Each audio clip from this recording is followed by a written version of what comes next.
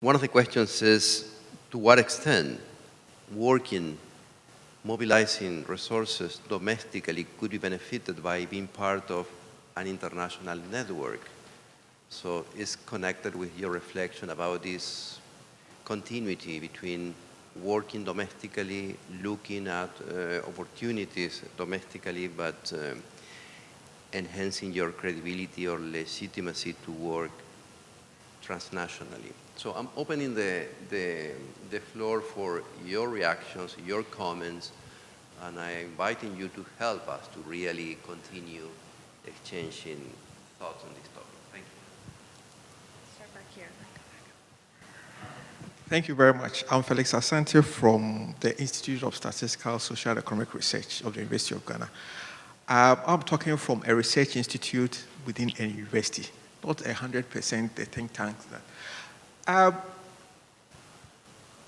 Domestic resource mobilization, yes, we've been doing it, but what we've noticed is that people look at the track record of the institution, the governance arrangement, the capacity to handle the money, and at the end of the day, account for it very well. And then for domestic resource mobilization, you also have to sacrifice something. Because, for instance, we used to review the budget statement every year.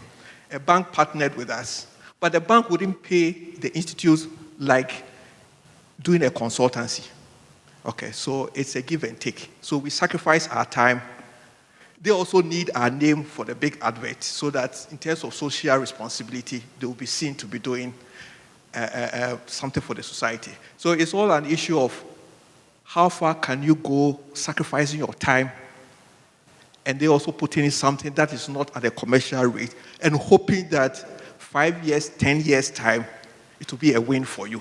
And that is where the challenge is and whether you can go through for the next 5 years hoping that from year 6 to 10 is a win for you. And this makes even international resource mobilization even more easier than domestic. Because with the domestic, for instance, the bank at the end of the year will have to show to its shareholders that this was the impact that was made. And it's a short time and they want an impact immediately. Whilst maybe a donor will even wait for 3-4 years to see an impact. But apart from even this domestic resource mobilization, even the negative part, as much as we talk about resource mobilization, just imagine my institute is handling IDRC, handling ACBF, handling another institution. You can just imagine the workload in the institution because all these institutions have different accounting systems. And as much as we want the money, we should also be asking ourselves whether the governance arrangement and the institutional arrangement can make us deliver to ACGBF at the same time to IDRC and at the same time to DEFID. And that is where at times we soil our name and at the end of the day, the good work we've done becomes cancelled out. Thank you. Thank you. I tend to agree with this gentleman. The reason why we are all here is to mobilize domestic resources.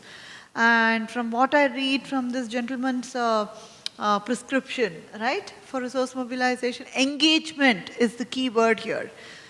However, I think to engage with domestic policymakers is not very easy in the context of large countries where there are large number of think tanks and everyone is equally good, although the areas might be slightly different. In this context, I wanted to just point out there is this 3IE impact evaluation that donor, they were soliciting funds for evaluating some program in your country. And I chose this India's National Rural Employment Guarantee Program.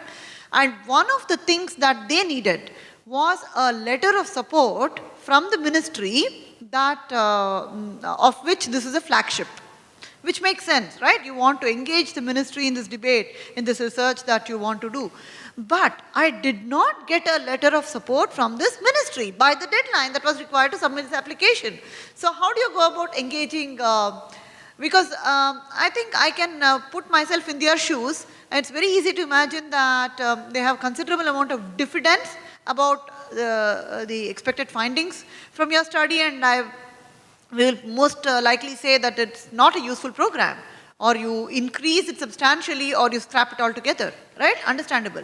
But how do you make this idea of engagement palatable to policymakers in a large country like ours? I think I've found that to be a very big challenge, and I would appreciate any thoughts other countries or other people have. Well, mine is more of a question, and curious to know from practical experiences, especially from India. And I'm happy that our two resource persons, I think if I guess right, you are both from India. Okay, or maybe partly.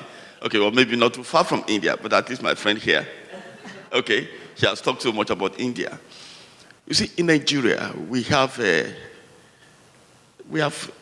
quite substantial opportunities to raise money domestically. But the problem is, those domestic agents or actors that we know really have money, either for philanthropy or for, at least they have some surpluses that they can afford to part with. They can be corporate agencies, they can be pseudo-corporate agencies. From my experience, these guys don't put money, I mean, they're not interested in putting money in the kind of work we do, research, policy, advocacy, all those stuff. They are not interested. For example, MTN Foundation in Nigeria has a lot of money. Got the family, they make a lot of money from Nigeria, and they have this surplus in the foundation. They will easily donate brand new vehicles, Toyota brands, no? But some of these very new, very, very good cars, donate it to people free. Just by there's this lottery sort of things they do, no? And you see big money. Every year, the same thing with Glow, another farm. I mean, you have these sort of things, or some bankers that have made a lot of money from Nigerian banking industry. They have foundations. And then you see them giving money for things that ordinarily you think, what does this contribute to national development? And the regulators are very weak. They are not copying them. So from a country like like India, do you have such experiences? And if not, like for example, Tata Foundation, I guess it would be a major foundation in India. What are their attitude? And if the behavior is different, how is it, and how do think tanks in India assess resources from such agencies? So I'm curious to know about this and see whether there's something we can learn from the experience of India. Experience from India. Okay. I am from India and set up an think tank or research institute which focus on marginalized and discriminated group, which constitute a very substantial portion, maybe more than 15%. Huge discrimination and resulting into poverty, inequality. We set up an organization with a startup grant from 4 foundations because they were concerned about their problem after the Durban conference on racism and xenophobia. Now, I think I would not like to go into the history, but very important point. I mean, I'm trying to get the model and the skill and method through which we can raise domestic funding because I value domestic funding. The moderator has rightly pointed out that you may get international funding, you set up an institute, then international funding withdraws and you have an orphan child. So domestic funding is important. I think one of the messages that I get, a lesson I get, that build up the relationship with the person, group to which you serve. So it's a relational thing. So if you're working for discriminated group, go back to them and tell them that, look, we are doing for you and you should contribute. and it is a hard task. Now, the difficulties of this, I would like to submit, and if you can comment on this. One is that organization like me, undertaking research, policy research, influencing policies which benefit the discriminated group ultimately. So I can certainly go back to them that, look, this is the research which we had taken. We lobby with the government. This policy is implemented, you are benefiting. Can you contribute to this organization? I think the difficulties that I have found is twofold. And I will also answer your question. Number one, that this is a class where the poverty is the highest. And you hardly have a class, either corporate or a middle class, which has a capacity to contribute. You have a class, small class, which can contribute, but it has not developed the philanthropic attitude. That is second problem. So first is the lack of money, and if there is a small group, they have not developed that practice of donating out of their, because they are also second generation or first generation. So that is the one issue which I would expect an answer from you. The second is a very important issue raised by this gentleman, that what about the funding agency? They have huge amount available with them, Tata, Sorabji, and as many corporate sector, as many funding agencies. We work hard for a funding agency from them. We were not successful. So the Ford Foundation then gave me some money to work on the behavior of the funding agency. And I end up with a book on social justice philanthropy. These books took a study of private corporate funding agencies.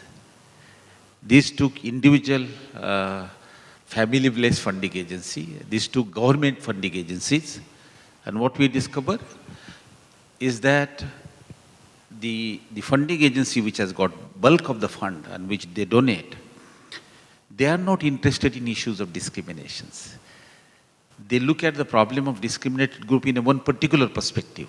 Not that they don't want to help, but their solution is the way they think is the problem of discriminated group can be addressed. So they would say that, look, we give funding for their farming development, their business development.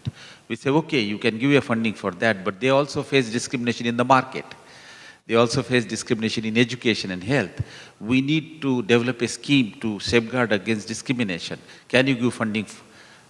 We want to develop policies against discrimination. No, you don't get funding. So it is not that the funding is not coming in the country like India, indeed, but they have their own priorities and their ideology and approach. And if you differ with their ideology, you don't get the funding. Now, how do you deal with this issue? I mean, this is my second question to you, please. I can send you a book because this deals with several agencies, funding agencies, even not gender. Say, what is the gender business? We fund empowerment, that's all. We don't, women-focused program, we don't fund. Forget about the, caste-based discrimination, racial-based discrimination, or indigenous communities problem. Not that we don't support indigenous community problem, but we support this way, because that is what we believe. We are a private promoter, so we will promote private enterprise among them, but we don't support other programs. Now, these are, I think, the important thing. Third thing I would expect from you is, I think, excellent point, that build up the relationship with those who benefits. And he has made a very important, go and appeal to the funding agency, and they are also interested for new models and way out. We can certainly do that, but tell us the instrument of doing it. How do we go? People are corporate sector and these beneficiary spreads in a country like India everywhere. What organizational form, what instrument we should use so that we can reach out to them? We know that those who benefit, we can approach them, but how do we reach to them? What are the instruments whereby we can reach to them? I think these are some of the issues I thought I should share with you.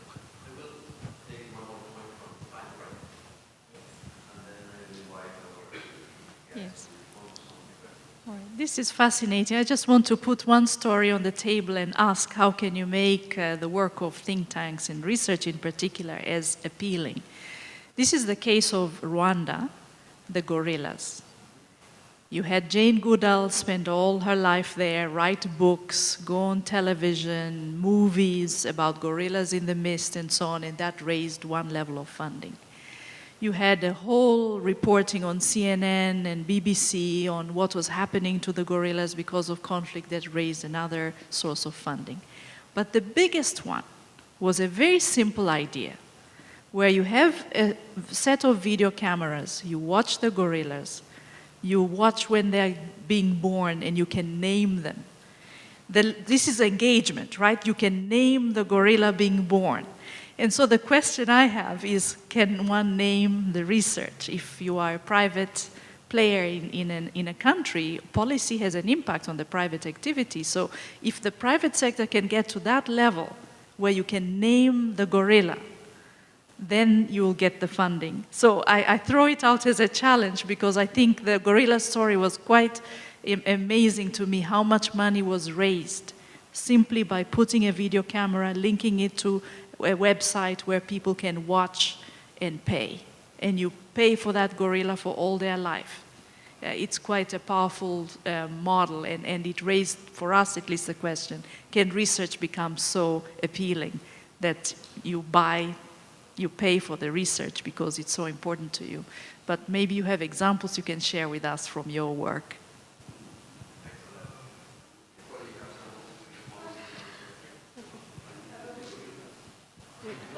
Neville, did you want to go?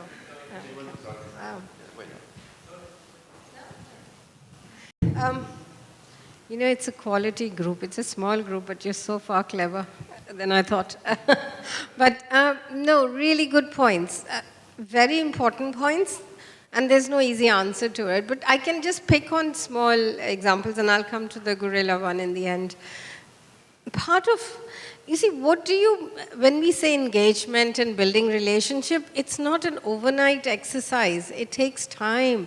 It's a process. It's a continuing process. Writing to the minister to give you a letter is not engagement.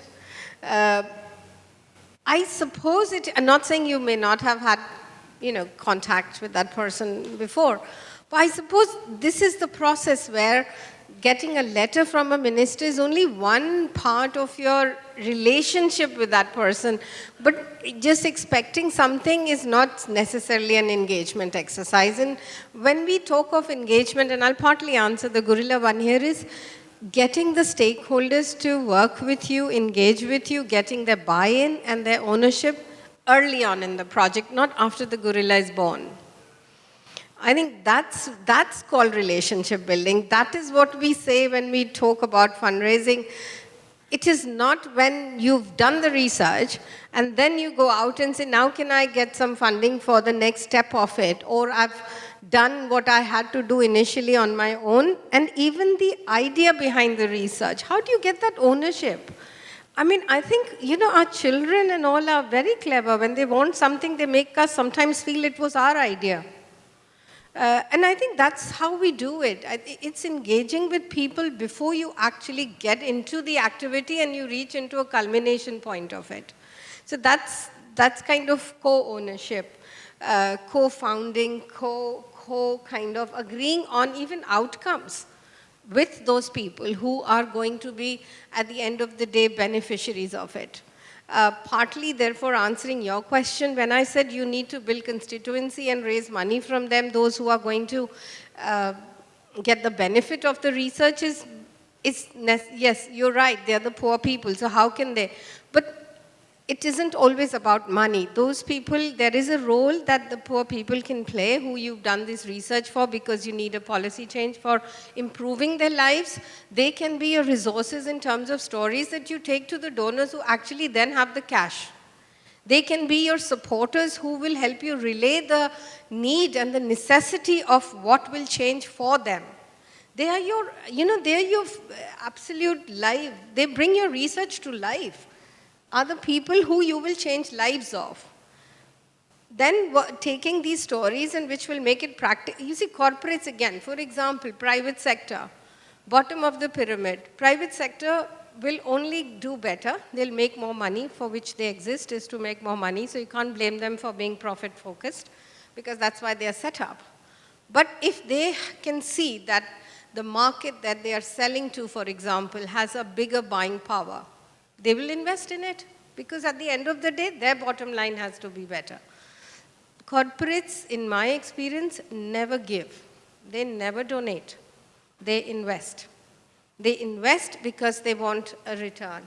And I think if we accept that fact, the private sector will invest in it if they have an ROI. Whether it's visibility, whether it is increasing the buying power of their constituents and their audiences, they will invest. Corporates will never give you. Major donors, social entrepreneurs will support, but they will want engagement from the early process. They will want to be part of the outcomes. They will want to be part of the solutions. I think, when we talk of relationship and engagement, my dear, it's not a relationship you think, oh God, I might need him, so let me start engaging with. It's not that. It is engaging from the core of the work that we do. So I think we have to look at it, and it is time consuming, undoubtedly, and as you said, how much do we sacrifice? It's not sacrifice. That's our job. We want the money, we have to cater to our donors, whoever the donor might be. So it's not a sacrifice, because you're getting something, it has to be a win-win for everybody. While in organizations who are far more structured have invested in resource mobilization and development directors, it's very common to have development directors as titles in institutes, in think tanks, and academic institutes have development directors. And their job is to create these relationships, report. So you see, that's why you need a diverse resource base, is because you will say 30% of my time is catering to international donors like IDRC and Gates. And 30% of my time will go towards building relationship with individuals who can be my partners in the... So do look at them as your partners. Do look at them as your investors. Don't look at them as a donor. And Neville was right when he said, you see, if it's a major gift, if it is a bigger gift, you will need a lot more engagement with that person. If I give £2 a month, which is a very common way of giving in our part of the world, £2 a month, it's not a huge engagement with that person. It's a small amount. It doesn't hurt my pocket. I give because I care for that organization, but I'm not totally engaged with it. I'm not buying into your mission. I'm just supporting your projects, whatever. So what do you need in that case is back-end servicing only. So thank you letters, mass letters, thank yous, £2 a month, and it continues. Then you do segmentation of that. Then you try and see how, if you have 500 or 500,000 individual donors who give you £2, our charities would do a research on those and kind of segment them, who has the capacity to give more, what kind of commitment do they have, who have they funded in the past, etc. So we do that research. Fundraising, 70% is research. 30% is actually doing it. If you do that, you will not go knocking doors, and like my friend here said, we go to them and he says, but this is not what I do. It's not their fault. It was our fault because we did not research properly. What is it that they have funded in the past? All corporates, all foundations, it's on their website. Nowadays, everything is available. And if it is not, then we have the right to go and ask them, what would you love to do? What would you like to do? It is about them as well. Finding out, researching is 70% of fundraising. You have to understand that. That is an investment you have to make. Therefore, to be practical, when we want to fundraise, don't expect quick returns. It's a process. Researching, building, cultivating donors, and then making the ask. I run hundreds of sessions. Unfortunately, this is not a session the way it was designed on a how-to, so I couldn't get up and do a presentation on how do you do your strategy or how do you make your approaches. This is more kind of bringing you to the point where you got to understand it's a process. Please don't think that you can fundraise in the next 3 months because you know how to do it. You don't. 3 months takes about researching it, finding out what their interests have been. Please don't make an ask. And this is literally a how-to point I'm making. I am a major gift fundraiser. I'm a corporate fundraiser. I do not even make asks for a year sometimes when I do major gift fundraising. I did that for HelpAge India in the UK with the diaspora, Indian diaspora. I went to all their social events. You will get what you want, but don't make an early ask. And we do that, then we haven't thought through it. We haven't understood their capacity to give. We don't know. We ask quickly and ask for small amounts, and we are happy with it. It's a strategy, it's a skill, but it is a lot of homework. Fundraising is a lot of homework. It's not something you go out and do it in a jiffy. So if you make approaches and then they don't work and you wasted time, it is our own fault. It is something we need to invest in, understand the process of fundraising and resource mobilization, even to raise £2 a month. Charities in the UK and US and Canada invest millions. They invest money in it. Major gift, you have to invest in building that relationship, knowing that person. Private sector, same thing. Don't think corporates will give, and don't blame them for not giving. They are not set up to give. They are set up to make profit for their shareholders. Bottom line, we got to understand that. That is their space. And the research we do has an impact because it is long-term, it's intangible, it's harder. It is harder, undoubtedly. But I think what I see as a person from distances, you feel, and I think, and I might be wrong, but I think you feel you're in very elitist kind of a group. You don't talk to people, and Trevor said that last night. You have this you have a barrier. There is a barrier with academics, and it is, we are an elite group of people. We do research. We don't go out and ask money. And this has been told to me by somebody who actually did that in Bangladesh. Now, my parents sent me to university. I did my PhD. Now I have to ask money? So what? It's a mindset. Move it around. Move it around. It is not, I did my MBA in London, but I work for a charity and I ask money every day. I have no problem because I'm asking to help somebody else. So it's a mindset. It's a mindset we have to work with. Before we change mindset of people and donors, we need to change our own mindset, my dear.